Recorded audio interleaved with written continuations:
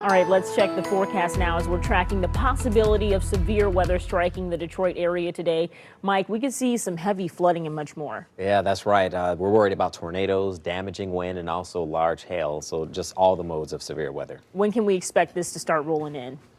Hey, I think we could start to see this rolling in from time to time between this afternoon, even into the late evening hours. But there's a specific window where we're going to be concerned about the severe weather. So in other words, you're going to see some action before the time slot you see here. But I don't think that's going to pack the punch that these storms are going to bring. Between 5 and 10 p.m., we'll get a decent line coming through Metro Detroit, and the confidence is actually growing in that, despite the storms we're seeing now. I'll explain why in just a moment. Flooding rain is going to be the primary concern, but also a high chance of a tornado, or a higher than usual chance of a tornado, and wind gusts up to 60 or 70 miles per hour. You can stay up to date with our 7 app. We'll be posting updates all day. And of course, if we have to do any live coverage, we'll be doing that there as well as right here on Channel 7.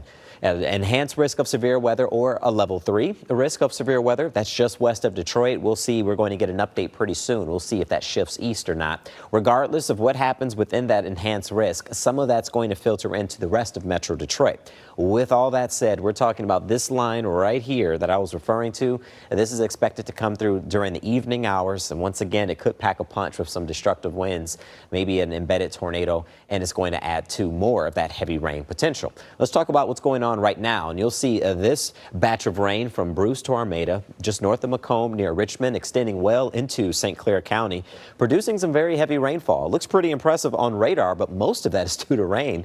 And look at the bullseye that it dropped. When you start to see the blues and the yellows, you see the chart there, that's getting into flooding being possible to almost likely with that yellow color. That's going to be an issue that we're going to have, because once again, this is just round one. There's another storm headed in that same direction. This one too is putting down some pretty good rainfall, some gusty winds rolling through Washtenaw County, making its way through Ann Arbor. If we zoom out and show you the perspective, we're all in the 70s, but it's the humidity that's going to get your attention. The muggy meter is off the charts. These showers and storms are tapping into that, and the sunshine is agitating things. And the bad news, if you look closely, just southwest of Adrian is starting to clear up once again. So we're expecting sunshine to return even after the current batch gets out of here.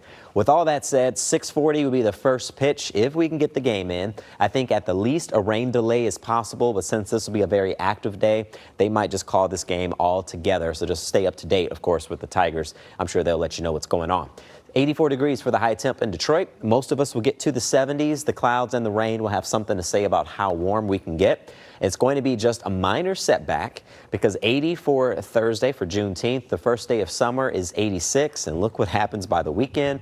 We're talking about temps getting into the mid to upper 90s. That's not even factoring in the heat index. That could be in the triple digits.